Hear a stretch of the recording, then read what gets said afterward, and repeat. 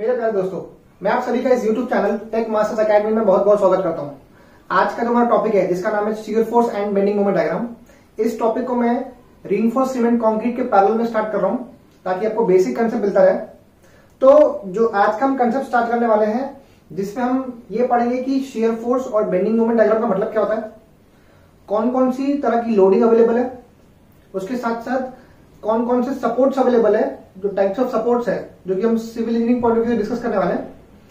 ये टॉपिक बहुत ही इंपॉर्टेंट है आपके लिए क्योंकि जो भी आपके हायर सब्जेक्ट्स है जैसे स्ट्रक्चर एनालिसिस हो गया, उन सब्जेक्ट्स को स्टडी करने के लिए इस पर्टिकुलर टॉपिक का बेस बहुत ही इंपॉर्टेंट है। तो चलिए शुरू करते हैं। तो इस पर्टिकुलर टॉपिक में मैं सबसे पहले स्टार्ट करूंगा शियर फोर्स से।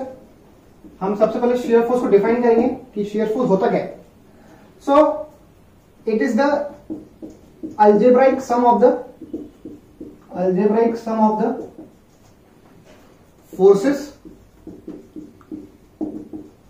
either to the left or right of the section shear force का मतलब ये होता है कि सारे फोर्सेस को ऐड करना या तो सेक्शन के लेफ्ट से या तो सेक्शन के राइट से। अब अगर आपको मैं बेसिक शब्दों में शियर फोर्स का मतलब बताऊं तो शियर फोर्स एक तरह का टेंजेंशियल फोर्स है। कोई भी सिस्टम में अगर मैं टेंजेंशियल फोर्स अप्लाई कर रहा हूं मतलब मैं शियर फोर्स अप्लाई कर रहा हूं। लेट अस से अगर मैं इस पर्टिकुलर व्हाइट बोर्ड को रब करता हूं तो ये मैं एक तरह का टेंजेंशियल फोर्स अप्लाई कर रहा हूं। इस टेंजेंशियल फोर्स की वजह से ये पर्टिकुलर जो मटेरियल है वो रब हो सकता है। So shear force is nothing but the tangential force acting on the plane of the body. उसके बाद अगर मैं मैथमेटिकल पॉइंट ऑफ व्यू से बात करूं तो मैथमेटिकल पॉइंट ऑफ व्यू से शियर फोर्स एक तरह का एल्जेब्रिक सम है सारे फोर्सेस का, या तो आप लेफ्ट से स्टार्ट करो या तो राइट से स्टार्ट करो। अब इसके बाद इसका साइन कन्वेंशन पढ़ना बहुत इंपॉर्टेंट है। ध्यान देना, ये sign convention world wide follow होता है, इसको आपको भूलना नहीं है। तो अगर मैं इसके साइन कन्वेंशन की बात करूं, मान लीजिए आपका एक सेक्शन है जिसका नाम है सेक्शन XX। अगर मैं सेक्शन के लेफ्ट का पोर्शन लू, ये अपना लेफ्ट का पोर्शन है और ये उसके राइट का पोर्शन है।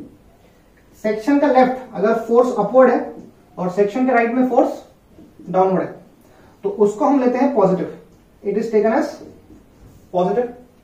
अगर मैं वापस एक सेक्शन मार्क करूं, ये वो सेक्शन है सेक्शन XX, मैंने इसका ये लेफ्ट साइड मार्क किया, ये इसका राइट साइड मार्क किया। अगर सेक्शन का लेफ्ट का फोर्स यहां डाउन जा रहा और राइट का फोर्स अपवर्ड जा रहा तो उसको हम लेंगे नेगेटिव। तो बोलने का यह तात्पर्य है कि सेक्शन का जो लेफ्ट का फोर्स है, if it is going upward take it as positive, if it is going downward take it as negative. अब मेरा स्टेटमेंट ध्यान रखना कि अगर आप कोई भी कैलकुलेशन लेफ्ट से स्टार्ट कर रहे हो तो आपको लेफ्ट का ही साइन कन्वेंशन फॉलो करना पड़ेगा। मैं रिपीट करता हूं, अगर आप अपना कैलकुलेशन लेफ्ट से स्टार्ट करते हो तो आपको सिर्फ लेफ्ट का ही साइन कन्वेंशन फॉलो करना है, मतलब अपवर्ड पॉजिटिव डाउनवर्ड नेगेटिव। अगर आप राइट से स्टार्ट करते हो तो राइट में downward is positive, upward is. अब इस शियर फोर्स को समझने के लिए मैंने बोर्ड पे एक एग्जांपल ड्रॉ किया। नाउ सी, अब हम क्या करेंगे, हम हर अलग अलग सेक्शन पे शियर फोर्स वर्कआउट करेंगे, तब इससे आपको समझ आएगा कि उसका साइन कन्वेंशन अप्लाई कैसे करना है। सी, मैं साइन कन्वेंशन को वापस यहां प्लॉट करता हूं। ये वो सेक्शन था, ये इसका लेफ्ट पार्ट है, ये इसका राइट पार्ट है। अगर लेफ्ट में फोर्स अपवर्ड जा रहा, यहां डाउनवर्ड जा रहा तो क्या लेंगे उसको पॉजिटिव। एक और सेकंड मार्क किया, ये लेफ्ट है ये राइट है। अगर फोर्स डाउन जा रहा और ये अप जा रहा, it is taken as negative. Now see, if you want to work out the shear force at section number 11, I want to work out shear force at section 11. See, इसमें मैं सारा calculation left से start कर रहा हूं। तो अगर मैं कैलकुलेशन लेफ्ट से स्टार्ट करता हूं तो आपको सिर्फ लेफ्ट का ही साइन कन्वेंशन फॉलो करना है स्ट्रिक्टली। ये आपका लेफ्ट है, ये आपका लेफ्ट है। लेफ्ट का साइन कन्वेंशन क्या बोलता है, अपवर्ड पॉजिटिव डाउनवर्ड नेगेटिव। तो ये आपका सेक्शन 11 है। सेक्शन 11 के जो लेफ्ट में फोर्स है वो है RA, that is going upward. अब ये RA RB क्या होता है इसके बारे में हम डिस्कस करेंगे बाद में। हाल फिलहाल याद रखना कि RA और RB का मतलब होता है रिएक्शन, ये अलग अलग लोड है, दीनदार है। सो इस पर्टिकुलर सेक्शन पे जो शियर फोर्स आएगा, ये फोर्स अप जा रहा तो लेफ्ट का फोर्स अगर अप जाएगा तो उसको लेंगे पॉजिटिव, तो यहाँ पॉजिटिव, ये इसकी वैल्यू है that is RA। See section number 11 लिया, सेक्शन नंबर 11 के लेफ्ट में ये फोर्स अपवर्ड जा रहा, लेफ्ट का जो फोर्स है अगर वो अपवर्ड जाता तो उसको लेते प्लस, तो ये लिया मैंने plus, that is R A.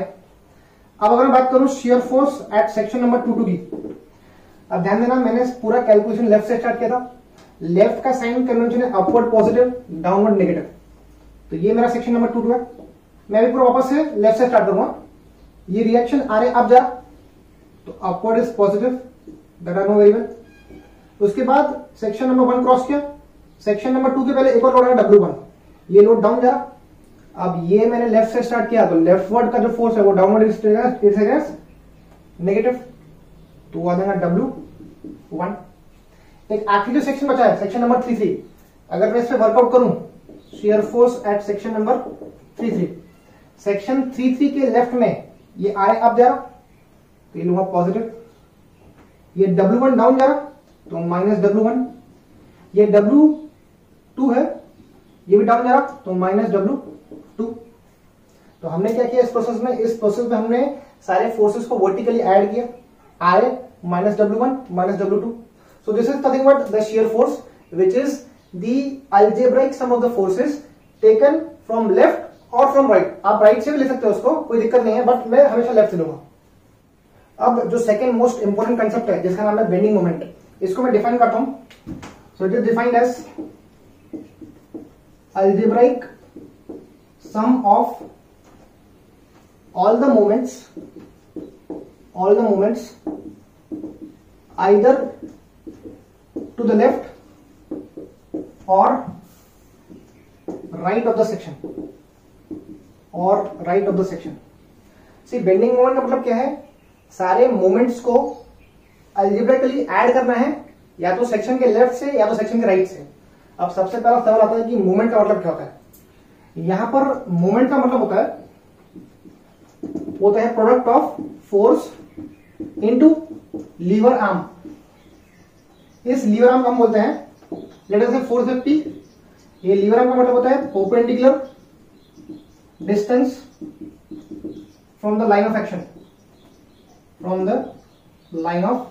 Action of the force. Moment होता है force multiplied by the perpendicular distance जो कि फोर्स के लाइन ऑफ एक्शन से स्टार्ट हो रहा है। अब इस मोमेंट से फर्क क्या पड़ता है सिस्टम में, this moment leads to rotation in system. ये पॉइंट यहां पे इंपॉर्टेंट है कि मोमेंट की वजह से आपका सिस्टम रोटेट होना स्टार्ट होता है। सो bending moment is nothing but the algebraic sum of the moments either from left of the section or right of the section, and the moment is defined as the product of force and its perpendicular distance from the line of action. उसके बाद moment it leads to the rotation of the body or system. अब हम इसका sign convention discuss करने वाले हैं bending moment का, तो हम लोग बेंडिंग मोमेंट का साइन कन्वेंशन डिस्कस करेंगे।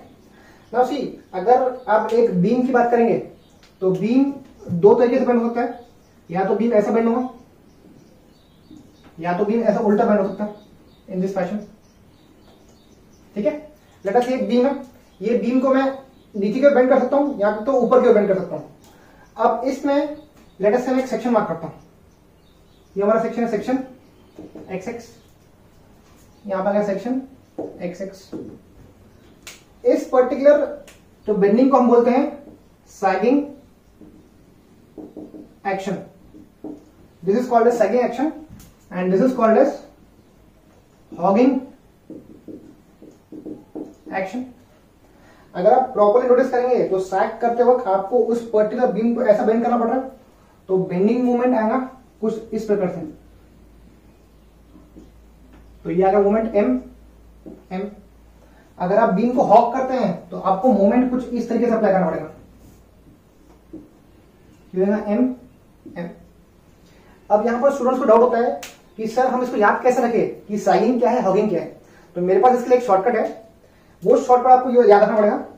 देखिए, इसको मैं बोलता हूं एरो और इसको मैं बोलता हूं टेल।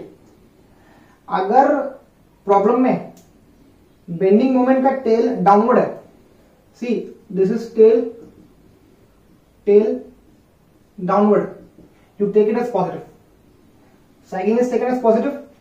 अगर टेल डाउनवर्ड है it is considered as sagging, sagging is considered as positive, hogging is taken as negative.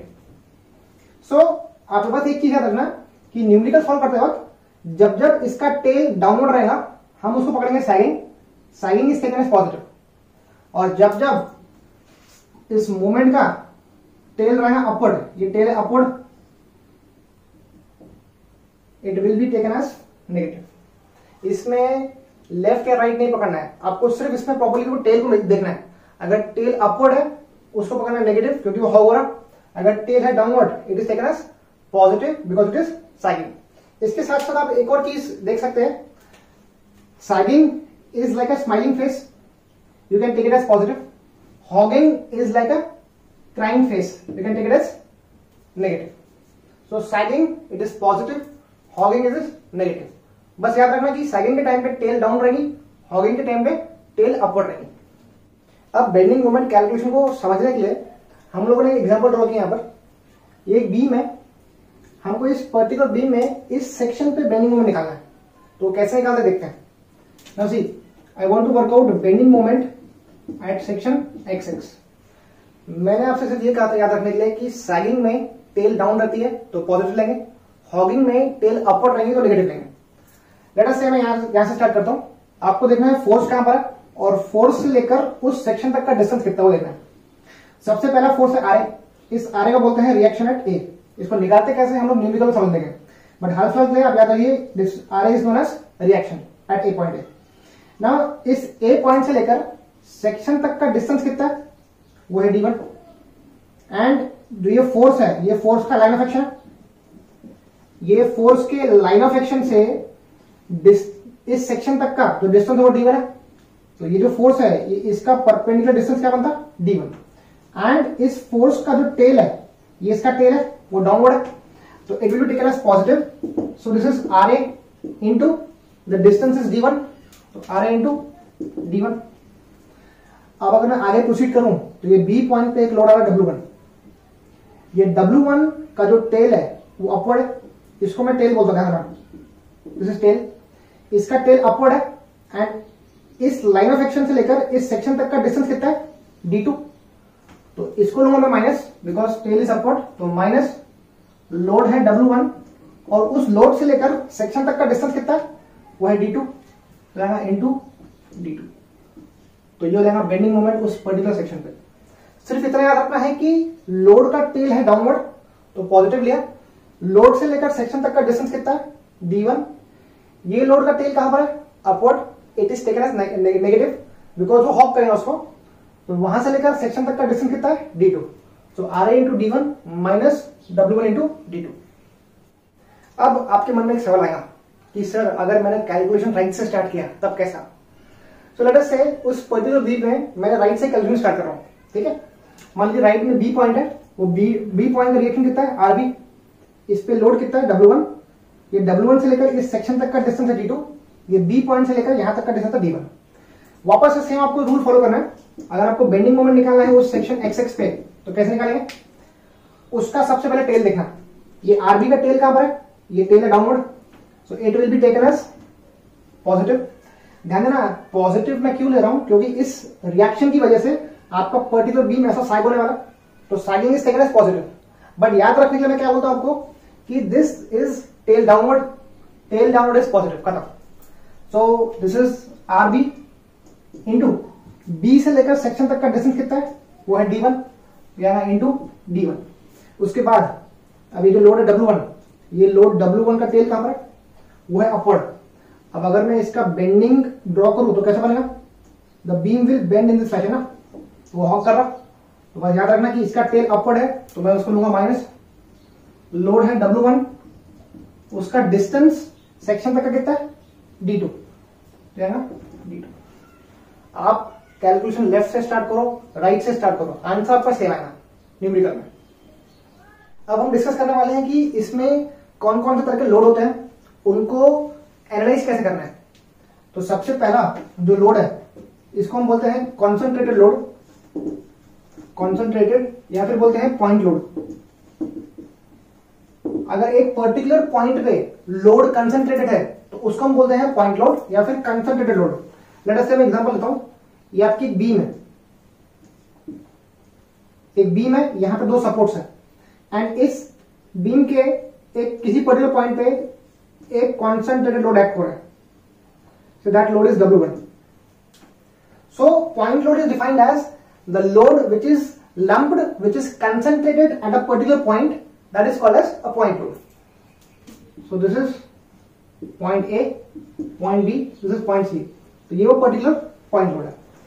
अब जो next point, जो next load आता है उसको हम बोलते हैं uniformly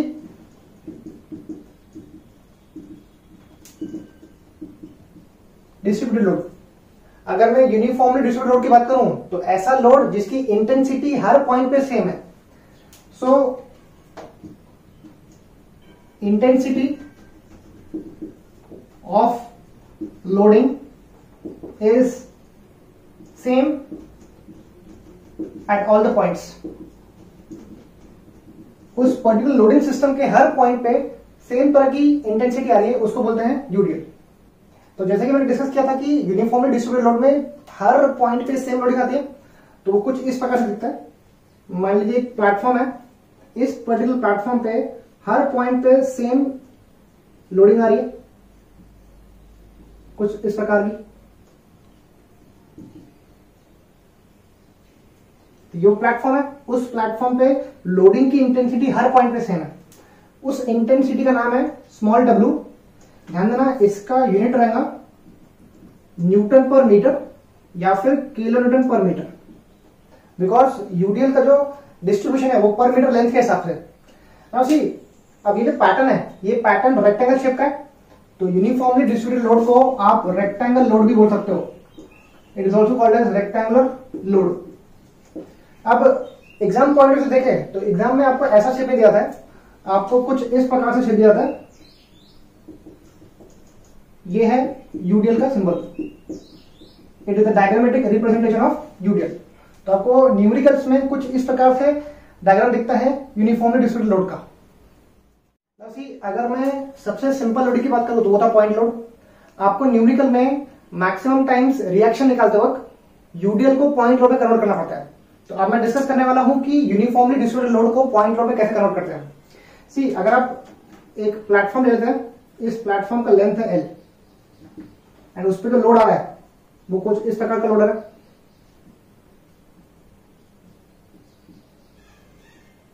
ये लोडिंग है, इस लोडिंग की इंटेंसिटी कितनी है, वो है स्मॉल w किलो न्यूटन पर मीटर। अब मुझे इसको पॉइंट लोड में कन्वर्ट करना, तो मैं यहां पे एक एरो दे देता हूं, इस पर्टिकुलर बीम पे मैं इसको पॉइंट लोड में कन्वर्ट करूंगा। अब वो पॉइंट लोड का कन्वर्जन आता कैसे है, अगर मैंने इस लोडिंग डायग्राम का एरिया वर्कआउट कर लिया, if I workout the area of this loading diagram I get the point load. ठीक कैसे, area of uniformly distributed load, area of uniformly distributed load gives the point load at the CG of the loading। ये statement ध्यान रखना, अगर आप इस particular platform का, इस पर्टिकुलर लोडिंग प्लेटफॉर्म का एरिया वर्कआउट कर लेते हो तो वो आपको देगा पॉइंट लोड। वो पॉइंट लोड को कहां प्लेस करना है, उस पर्टिकुलर प्लेटफॉर्म के सीजी पर रखना है। तो अगर मैंने इसका एरिया निकाला, इस रेक्टेंगल का, ये रेक्टेंगल का एरिया, इसका हाइट कितना है, ये हाइट है W और इसका बेस कितना है, वो है L, तो यह W इंटू L। अगर आप चेक करेंगे W का इंटेंसिटी है किलो न्यूटन पर मीटर में और लेंथ का है मीटर में, so meter meter will get cancel, the answer will be in kilo newton. So आपको इस पर्टिकुलर लोड को, ये W इंटू L है, ये आपको बन गया पॉइंट लोड। ये पॉइंट लोड को इस रेक्टेंगल के सीजी पे रखना है और हमको पता है कि रेक्टेंगल का सीजी कहां पे आता है, वो आता है सेंटर पे। तो इसका जो पॉइंट लोड है उसकी जो वैल्यू है वो है W into L, that will come at the CG, मतलब लेंथ के हाफ पे, लेंथ के हाफ पे। मतलब इन शॉर्ट आपको यूनिफॉर्मली डिस्ट्रीब्यूटेड लोड को अगर पॉइंट लोड में कन्वर्ट करना है तो आपको उसकी इंटेंसिटी को लेंथ से मल्टीप्लाई करना है और उस लेंथ के सेंटर पे आपको उस पॉइंट लोड को प्लेस करना है। अब नेक्स्ट कंसेप्ट है, इसका नाम है यूनिफॉर्मली वेरिंग लोड। अब ये उस तरह की लोडिंग है जिसमें इंटेंसिटी 0 से लेकर मैक्सिमम तक जा रही है, मतलब एक पॉइंट पे इंटेंसिटी 0 है, उसके बाद वो मैक्सिमम जा रही है। तो let us say if I want to define UVL, loading in which intensity varies from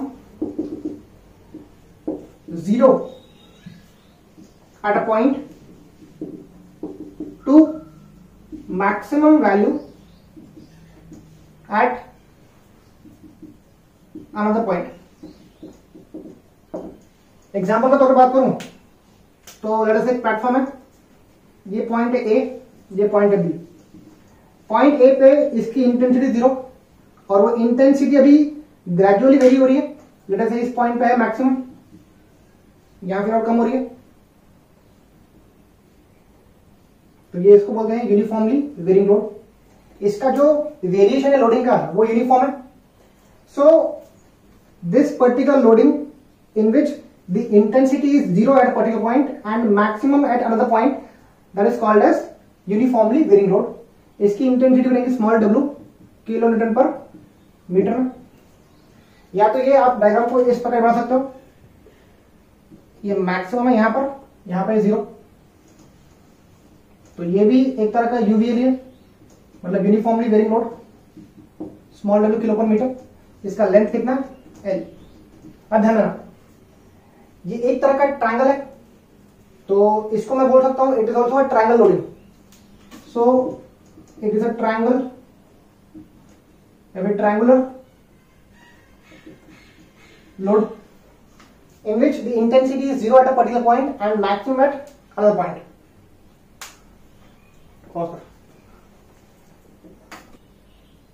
अब हम डिस्कस करेंगे कि यूनिफॉर्मली वेरिंग लोड को पॉइंट लोड में कन्वर्ट कैसे करना है। सी ये प्रोसेस आपको रिएक्शन कैलकुलेशन के टाइम पे यूज करना पड़ता है। तो अभी हम देख लेते हैं कि यूवीएल से पॉइंट लोड कैसे कन्वर्ट करता है। लेट अस से ये आपकी यूवीएल है, uniformly varying loading system, which is in the form of triangle. ये ट्रायंगल के फॉर्म पे। इसके पहले मैंने डिस्कस किया था कि अगर आप इस लोडिंग सिस्टम का एरिया वर्कआउट करते हो तो आपको पॉइंट लोड दे देगा। इसका बेस कितना है, लेट अस से एल। तो लेट अस से मैं इसका एरिया निकालूं, area of triangle, the area of triangle load nothing but half into base into height. हमको पता है कि ट्रायंगल की एरिया होती है half into base into height. यहाँ हाफ, इसका बेस कितना है वो है एल, इसकी इंटेंसिटी कितनी है पीक, दैट इज डब्ल्यू। तो एरिया कितना बनता, एरिया बनता है W L by 2। So this area is nothing but your point load. तो आपने इसको पॉइंट लोड में कन्वर्ट कर लिया, बट इसको अभी आपको प्लेस कहां करना है। This point load will be placed at the CG of the triangle. इसको आपको ट्रायंगल की सीजी में प्लेस करना है। तो कुछ इस प्रकार से मैं प्लेस करता हूं इसको। लेट अस से आप प्लेटफॉर्म था। अब ध्यान देना ट्रायंगल का सीजी आपको याद रखना पड़ेगा। इसको मैं बोलता हूं vertex, this is called as vertex. Triangle का सीजी वर्टेक्स से 2/3 ऑफ बेस पे आता है। अगर आप इसको हाइट से मेजर करते हो तो हाइट से वो आता है 1/3 ऑफ बेस पे। तो मैं वर्टेक्स देख रहा हूं पहले। तो वर्टेक्स से लेकर ये मैं पॉइंट लोड यहां रखता हूं। पॉइंट लोड की वैल्यू कितनी है, वो है WL/2। सो WL/2 का जो मैंने पॉइंट लोड रखा, जिसका ए पॉइंट से डिस्टेंस कितना है, that is 2L/3 and B point से जो बचा डिस्टेंस रहेगा L/3। तो आपको याद रखने के हिसाब से ये याद रखना पड़ेगा कि वर्टेक्स से ट्रायंगल का सीजी 2/3 ऑफ बेस पे आता है।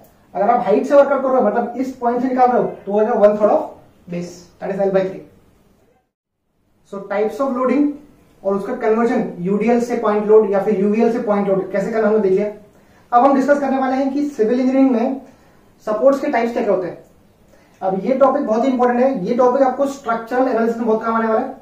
आपको पर्टिकुलर सपोर्ट को आइडेंटिफाई करना आना चाहिए कि वो सपोर्ट है कौन सा, उसका बिहेवियर कैसा है। तो देखते हैं टाइप्स ऑफ सपोर्ट्स। इसमें जो सबसे पहला सपोर्ट है इसको हम बोलते हैं hinge support. The very first support is a hinge support. अब यहां पे हिंज का मतलब क्या होता है, सी हिंज कुछ इस तरीके से दिखता है आपको। ये इसका मैथमेटिकल रिप्रेजेंटेशन है या फिर डायग्रामेटिक रिप्रेजेंटेशन बोल सकते हो आप। तो इस पर्टिकुलर हिंज सपोर्ट की जो क्वालिटी है वो ये है कि ये सपोर्ट ना तो वर्टिकली ना तो हॉरिजॉन्टली डिस्प्लेस कर सकता है। See no vertical comma no horizontal displacement is allowed. ये पर्टिकुलर सपोर्ट ना तो हॉरिजॉन्टली ना तो वर्टिकली मूव कर सकता है, बट रोटेशन इज अलाउड। इसमें रोटेशन अलाउड है। ये पर्टिकुलर सपोर्ट रोटेट कर सकता है। ना तो वर्टिकल डिस्प्लेसमेंट पॉसिबल है ना तो हॉरिजॉन्टल डिस्प्लेसमेंट पॉसिबल है। अगर किसी भी डायरेक्शन में डिस्प्लेसमेंट पॉसिबल नहीं है तो उस डायरेक्शन में रिएक्शन डेवलप हो सकता है। तो अगर मैं इसको ए मार्क करूं, पॉइंट ए, सी इसका वर्टिकल डिस्प्लेसमेंट पॉसिबल नहीं है तो वर्टिकल डायरेक्शन में इसका रिएक्शन आ सकता है, इसको हम बोलते हैं वी ए। अगर इसका हॉरिजॉन्टल डिस्प्लेसमेंट पॉसिबल नहीं है तो हॉरिजॉन्टल डायरेक्शन में भी रिएक्शन आ सकता है, जिसको हम बोलते हैं एच ए। तो यहां पर पॉइंट क्या याद रखना आपको कि हिंज सपोर्ट में ना तो वर्टिकल ना हॉरिजॉन्टल डिस्प्लेसमेंट अलाउड है। अगर दोनों डिस्प्लेसमेंट अलाउड नहीं है तो वर्टिकल रिएक्शन के साथ साथ हॉरिजॉन्टल रिएक्शन सिस्टम में आएगा। एंड जैसे कि इसका रोटेशन अलाउड है, मतलब इसमें जो थीटा की वैल्यू है वो नॉट इक्वल टू 0। अब ध्यान देना, जो भी सपोर्ट रोटेट कर सकता है उसका मोमेंट कैरिंग कैपेसिटी 0 होता है। मतलब ये मोमेंट नहीं कैरी कर सकता तो मोमेंट क्या रहेगा इसका, the moment will be 0। In short, hinge support will have two reactions, one vertical, one horizontal. It can rotate, therefore the moment will be। अब hinge support डिस्कस करने के बाद अब हम डिस्कस करेंगे कि नेक्स्ट सपोर्ट है, उसका नाम है रोलर सपोर्ट। तो रोलर सपोर्ट कुछ इस प्रकार दिखता है। ये आपका रोलर सपोर्ट है। अब मैं आपको प्रैक्टिकल बताऊंगा कि हिंज सपोर्ट और रोलर सपोर्ट रहता कहां पर है। इसके बाद नाउ सी, ये एक तरह का रोलर सपोर्ट है। अब आपको देख के समझ में आ रहा है कि ये रोलर सपोर्ट आगे पीछे रोल कर सकता। This roller can roll in horizontal direction, but इसका वर्टिकल डायरेक्शन में डिस्प्लेसमेंट पॉसिबल नहीं है। See, horizontal displacement, horizontal displacement वो क्या है, पॉसिबल है, क्योंकि दिख रहा ना रोलर सपोर्ट है। रोलर सपोर्ट आगे पीछे रोल कर सकता है। इसके साथ साथ rotation is also allowed, rotation is allowed. मैंने आपसे अभी डिस्कस किया, जिस भी सिस्टम का रोटेशन अलाउड है उसकी moment carrying capacity will be what, it will B 0। उसका मोमेंट रहेगा 0।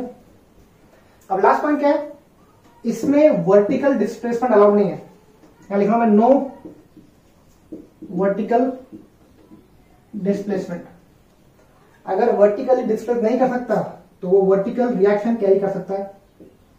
तो इसमें बोलता है वी ए, इस पॉइंट पे ए पे वर्टिकल लिखा है। तो in short, roller support can roll in horizontal direction.